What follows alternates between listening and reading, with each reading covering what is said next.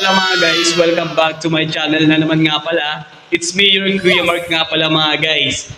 So ngayong araw ay pag-uusapan natin at ituturo ko po sa inyo kung paano maglagay po ng payment setting sa ating Sitaw account nga pala mga guys.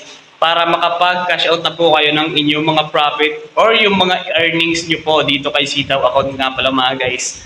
Bali, ginawa ko nga po pala ito para i-share din sa ating mga sitaw seller na wala pa pong payment account or nahihirapan po mag-cash out. Sa isa po sa ating mga na-experience po dito ay dapat po same lamang po yung ating ginagamit. Ayan po, sa pagkakash in at pagkakash out din po ng ating account po ng ating pera. Ayan mga guys.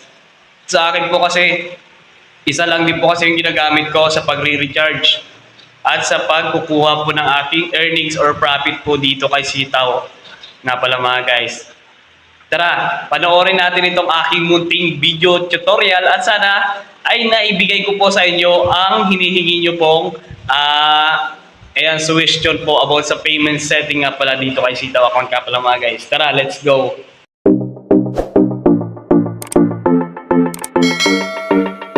So, ayun nga pala mga guys, marami na naman nga palang nahihirapan. Ayan. Kasi yung iba ay kumikita na dito kay Sitaw, pero nahihirapan silang maglagay ng payment setting nga pala mga guys. Or minsan yung iba nagkakaproblema. So, andito nga pala guys, andito na naman ako para magbigay ng Sitaw video tutorial sa inyo. Kahit ako naman po ay true experience po. Ayan. Sinashare ko lamang po yung aking experience dito kay Sitaw mga guys. Bali, ang paglalagay po kasi natin dito ng bank payment setting ay yun yung pong paraan kung paano tayo makakakuha or makukuha po natin yung ating kinita dito kay Sitaw mga guys. Ayan. Talagang may kita naman po natin kung ano po yung ipipill out natin or fill out dito ko sa ating Sitaw account nga pala mga guys kasi may direction naman siya. Ayan. Ipipindutin lamang natin yung manage profile. At syempre, ilalagay natin yung ating mga basic information mga guys. Pati na rin yung ating bank payment nga pala mga guys sa ating bank payment setting nga pala mga guys. At syempre, para ma-verify at pa-save yun, dapat yung ating ginagamit talaga mismong email dito kay Sitaw mga guys. Upon na-register natin dito mga guys, dapat yun yung ating ginagamit. Kasi may dadating po kasi itong code. Yan. So, tara, tingnan na po natin yung ating ginawang video tutorial ngayong hapon.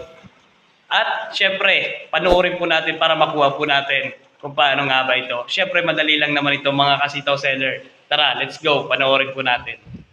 So, ayun nga pala mga guys, welcome back to my account nga pala kay Sitaw. So, ngayong araw ay pag-uusapan natin kung paano nga ba tayo maglagay ng payout account at saka ng bank account sa ating Sitaw account.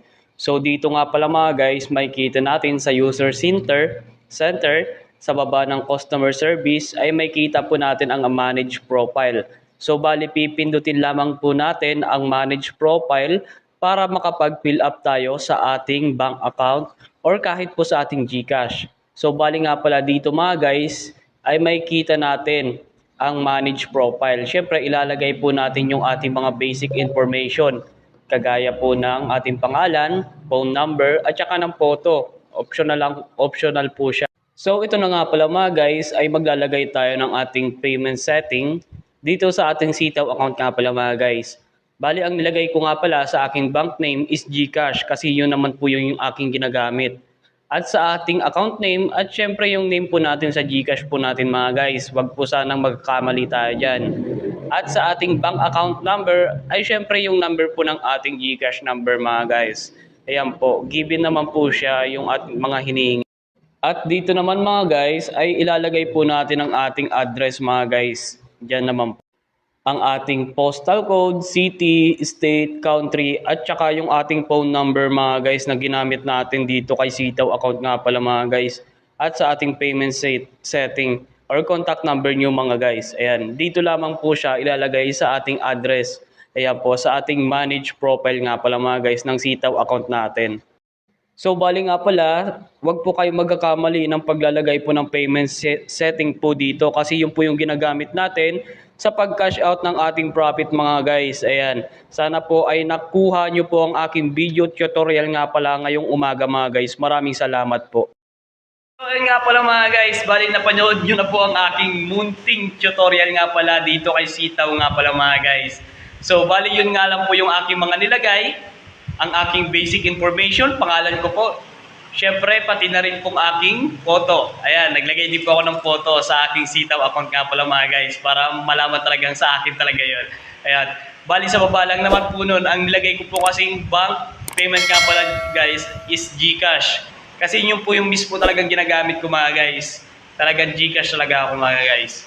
Siyempre, nalagay ko lang din yung aking account name. At siyempre, yung aking account number mga guys. Siyempre, paano ba papasok yung pera or yung inyong kinita kung hindi mo lalagyan ng account number, di ba mga guys? At siyempre, nilagyan ko din siya ng ating address. Ayan, nilagyan ko siya ng address, yung postal code ko, yung city, yung contact number ko din. Ayan mga guys. At syempre nilagay ko din yung aking email for verification nga pala mga guys.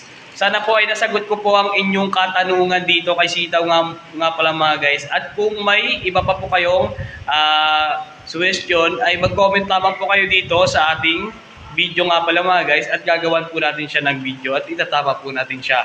Ayan. Sa mga gusto nga pala maging Sitaw seller nga pala dyan mga guys ay andito po sa aking description or sa aking caption po ang ating link nga pala, referral link para kay Sitaw nga pala mga guys. Libreng-libre lang po siya, wala po siyang bayad. Ayan po, free. Free po mag-register po dito kay Sitaw. Siyempre, at gamitin mo na rin po ang aking code na nandito po sa description code. Ayan po, nasa description po yung ating code. At siyempre yung ating referral link po nasa description mga guys. Ayan. Kung wala naman po kayong naintindihan or hindi nyo po naintindihan na masyado ang about kay Sitaw po, ay pwede nyo po akong i-message sa aking messenger nga pala mga guys. Ayan. Andyan naman po sa banner natin yung aking FB account nga pala mga guys. Same ng aking messenger nga pala mga guys. Ayan. Sa mga gusto pong maging seller ni Sitaw is huwag nyo na pong patagalin mga guys. Subukan muna po ngayon. At syempre, malalaman nyo po na hindi po scam si Sitaw mga guys. Ayan. Maraming salamat po ulit sa inyo. Ako nga po pala si Kuya Mark about the Sitaw video tutorial nga pala mga guys. Magandang araw po sa inyong lahat. Ayan. Thank you and subscribe to my YouTube channel nga pala mga guys. Bye-bye!